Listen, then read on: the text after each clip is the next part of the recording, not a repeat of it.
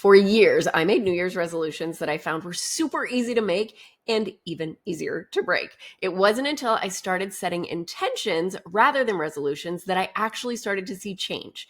We often make resolutions around health and habits and jobs and money, but today we're focusing on relationships. Obviously, this is Loving with Intention, and you will be set up for success in creating deeper love and joy and connection and changing those really hard relationship patterns for 2025.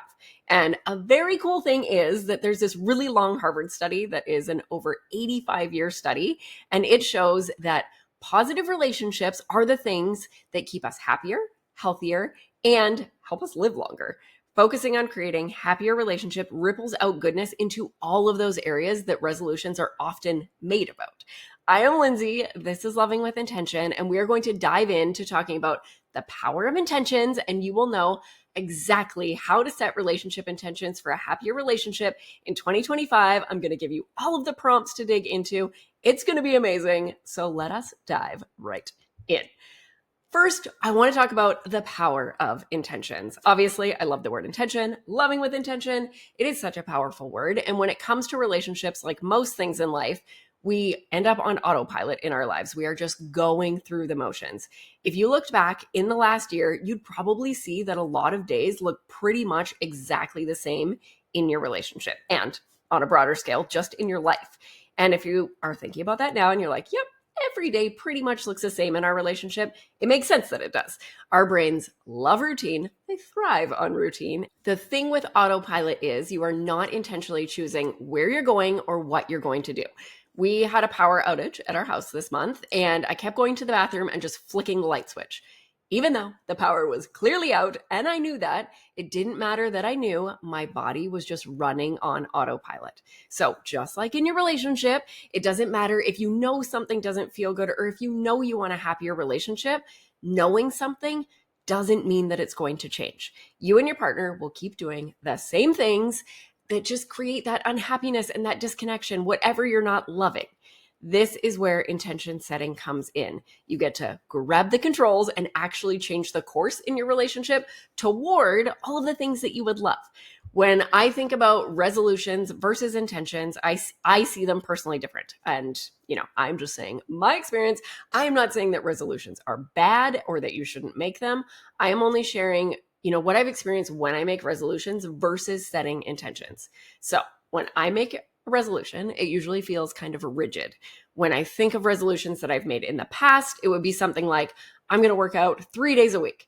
And then by January 21st, I would have done like 2 great weeks, really nailed it. And then that next week, that third week, I only work out once that week. And then I'd be like, well, that's it. I would just toss out the resolution because I tell myself that I already failed. I totally bombed it.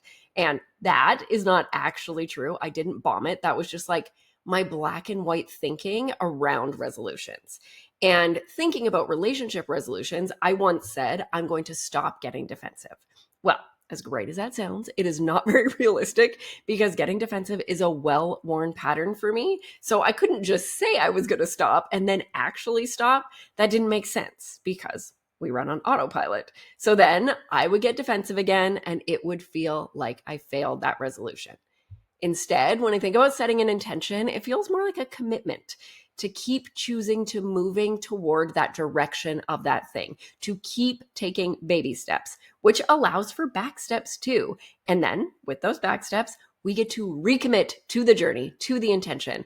They feel more like I am focused on how I show up.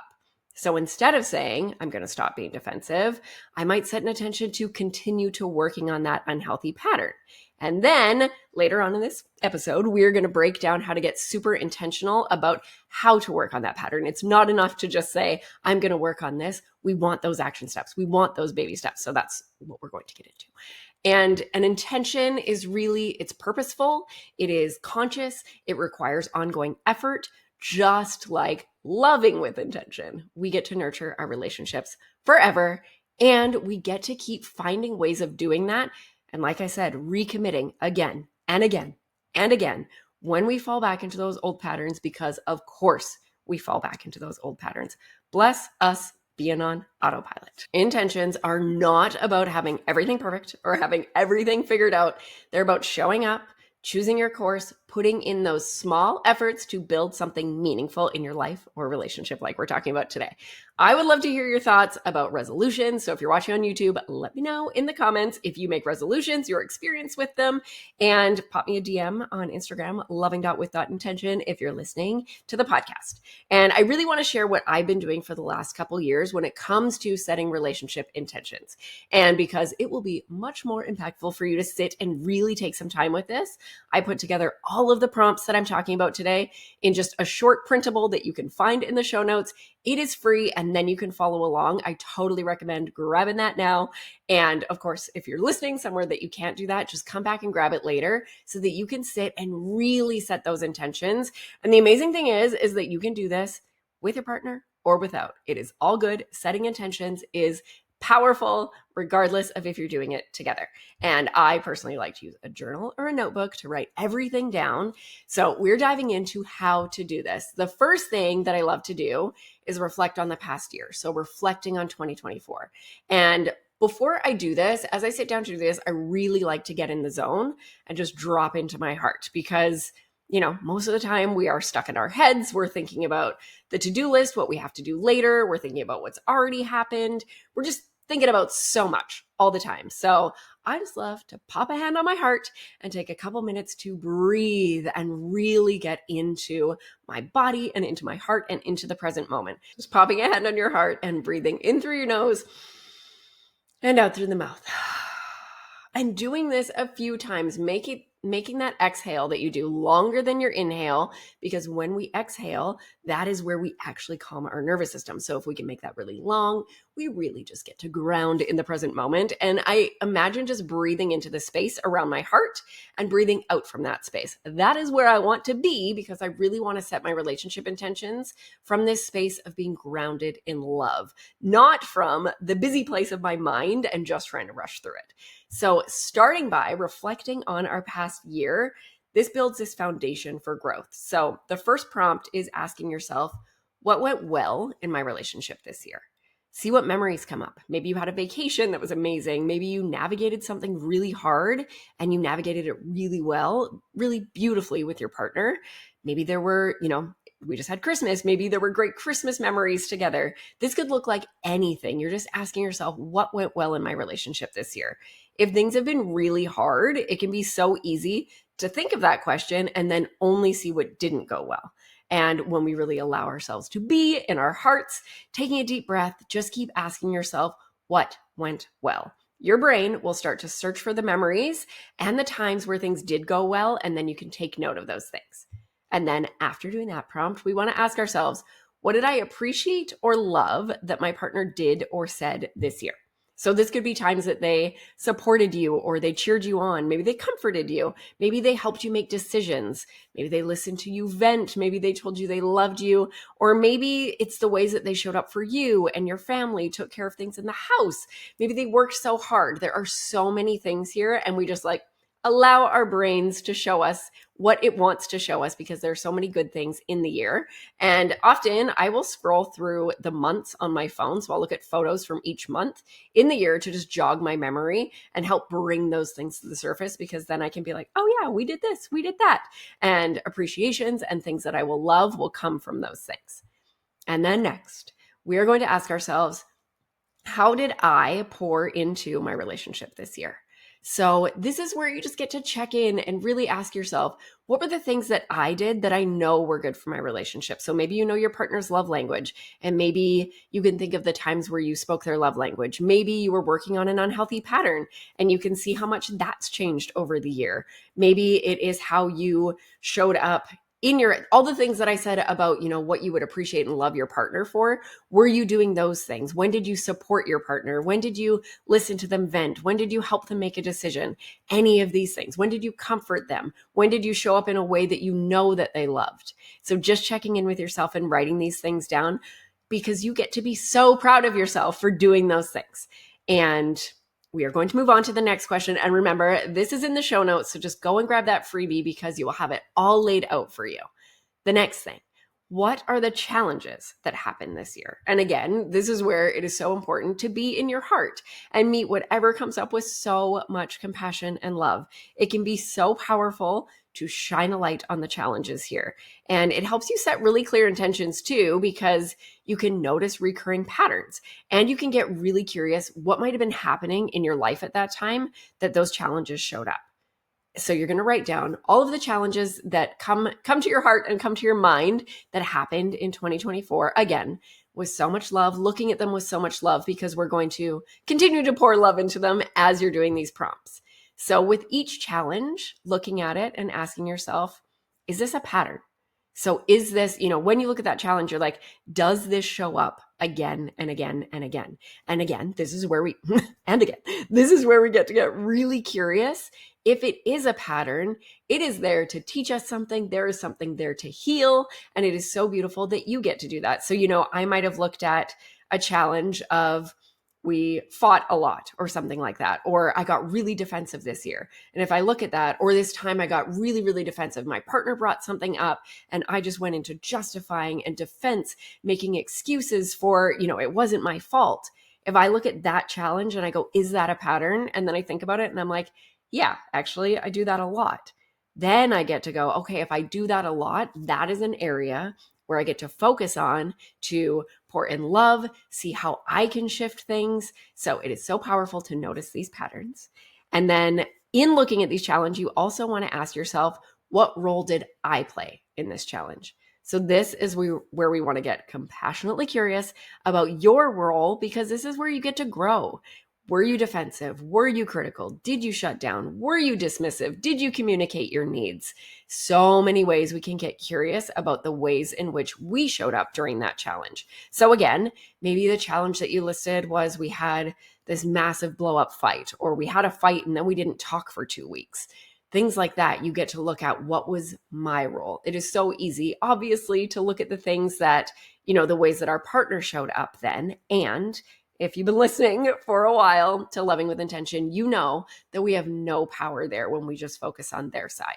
So this is where we get to look at our side and get to look at how we contributed to what wasn't working with so much love, because we all have unhealthy patterns. Next, we want to look at each challenge and think, what was happening in my life at this time? This can be so enlightening. Challenges are so much more likely to happen in our relationships when we are low resourced. So even things like when we're tired or we're hungry or when we're stressed because of external circumstances, when we are sick, there are so many things that actually contribute to challenges. So, maybe another challenge is your hot water tank broke or your dishwasher broke, and then it turned into a big stressful situation that came from things breaking. So we get to look at what contributed to these situations. And as we're setting our intentions, this piece here is so important, because reflecting on the past year, again, helps us see, what we do want for the next year and the areas we can grow and what we don't want. Knowing what we don't want is super helpful, because on the flip side of that, it shows us what we do want. So you are amazing for diving into this. So lastly, when we look at the challenges, this is huge. We want to look at wins. Was there repair? Were there apologies? Was there growth that came from that challenge? Did you make it through that challenge? Did change happen? Did you have any good conversations? Did you have connected moments through the challenges, even if they were brief? It can be so hard to see the wins when you are looking at challenges. And if you take a deep breath, get into your heart, and search for the wins, you will find some. No matter how small, a win is a win. Again, I have put these prompts together so that you could just click that link in the show notes, because I know, obviously, listening to the podcast is a lot coming at you, but there's so much goodness here to really set you up for success in 2025. You are identifying what you would love more of in 2025, because maybe that is connection or laughs, appreciation. Maybe it's your love languages, maybe quality time, physical touch, acts of service, gifts, words of affirmation, maybe all of those things. Maybe it's repair. Maybe you want joy. Maybe you want time together, time without your phones. Whatever speaks to your heart that you would love, we are just really sinking into that. So take a moment, sit in that, think about what would you love in your relationship. Allow yourself to Imagine it, picture it, hear it, feel what it would feel like. If I think about, oh, next year I want more connection. Well, what does connection mean? What does that look like? If I close my eyes and I think about connection, maybe I see us on a vacation and we're together and it's just the two of us and we're going out to eat and we're sitting on the beach. Allow yourself to just really sit in those feelings of what you would love. That is so powerful. And then taking into account all of those things that I would love in my relationship. So I love to just take a pulse. What would I love? And then I like to choose a word of the year. And I know a lot of people do this, so I would love to hear in the comments or on Instagram. Just shoot me a DM. Do you set a word for the year? Have you ever set a word for your relationship? Maybe it is a word that represents more of what you would love. Maybe it's a word that represents what went well last year that you'd love to see again. It can be anything. And I like to just trust whatever comes through. Sometimes I can't think of a word when I'm trying to think of a word when I'm doing that exercise, and then it'll just hit me out of the blue. Last year, my partner and I actually chose a word together, and we chose the word together. And for us, it represented moving in together again after years of long distance, and it represented so much more. And that word didn't come through an exercise. It just came randomly, and we knew that it was the word. So just trusting. And through all of the ups and downs that we had in 2024, we did keep coming back to our word together. We had some pretty hard conversations. We had some pretty decent fights because conflict is normal. And with every repair, we grew together. We grew through the conflict. And at some point, oftentimes, I would just say the word together. Just this intention. And this is like a high five moment, a hug moment. We got this. We are in this together. This is our word. We are doing it. This word has meant so much to me this year, and I can't wait to choose our new word when we sit and do this exercise, or if I do this exercise and then talk to him about it. Don't know what it's going to look like this year, but I'm stoked for whatever it is, and I can't wait to choose the word. And I like to actually write the word somewhere, so I like to write it on my fridge, then it's in my face. That is part of being intentional about it, or having it on my phone screen for a while, setting an alarm with the word. If your partner isn't doing this exercise with you, it is still so powerful to hold that word in your heart and follow that intention yourself, even if they aren't into it. And if you would love for them to be part of it, approaching them from a place of, I was listening to a podcast, I would love to choose a word of the year for our relationship, something that means a lot to both of us. Would you be into that? If they say no, it is such a powerful response to meet them with love. So you could say something like, thanks for being honest with me that you're not into it. Maybe I'll check in another time. Maybe I'll choose one and let you know what that is. And then carry on with love. Two things can be true here. You can be disappointed that they don't want to join you in choosing this word, and you can respect where they're at and give them love. I have learned after years of shaming my partner and pouting when he didn't want to do relationshipy things that if I gave him love and respected him and his choices, and I didn't try to manipulate him into saying yes or guilt him into saying yes or push him into saying yes, that so often he would just come back around. And eventually it turned into just yeses without having to come back around.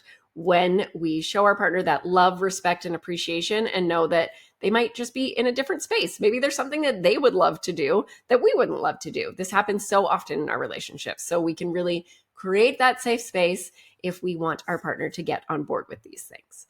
So I also really like to set an intention for my own personal growth in our relationship. For a couple years, like I mentioned earlier, it was working on my defensiveness. And setting that intention is not enough. It is just not enough to name that area of growth. That is just where we start. And then I get to ask myself, what will that look like? What would I love to do instead of getting defensive? So maybe instead of getting defensive, I want to be curious, or I want to just listen to my partner, or I want to take accountability. What action steps are involved in that? What is the next aligned action that matches my intention? So if I know that I don't want to get defensive and that's the thing that I'm going to work on, what's the first step? And, for me, identifying the feelings that happen in my body when I get defensive. So this was a piece for me. So I know that when I get defensive, I get a tightness in my chest first. So I identified for myself that when I get defensive, before that happens, I get this tightness in my chest. And now I get to use that feeling as a cue to pause and breathe. So it used to be tight feeling in my chest, get emotionally flooded, get defensive, all happens in a split second. And now a lot of the time I feel that tightness and it is just a cue to get into my body and breathe. And that way I can choose to pause and respond versus react with that defensiveness. This is long time work that I've been working on. And the first step to that was identifying what the feeling was. This will be something that I get to keep working on. Or, the first step could be you tell your partner, I recognize that I get defensive. This is what I'm working on. Or maybe you talk to your therapist about it. There are many different first steps, just leaning into what feels right for you. Where can I start? What is my first intentional action to take to follow my intention? So what might be that area for you this year? If you can't identify an area like defensiveness or criticism, shutting down, maybe it's something like you overthink or you take things personally. Maybe when you get flooded or you get angry, you yell. Maybe you tend to pretend that things are okay when they're actually not okay in your relationship. Maybe you want to get better at listening without just jumping into fixing or problem solving.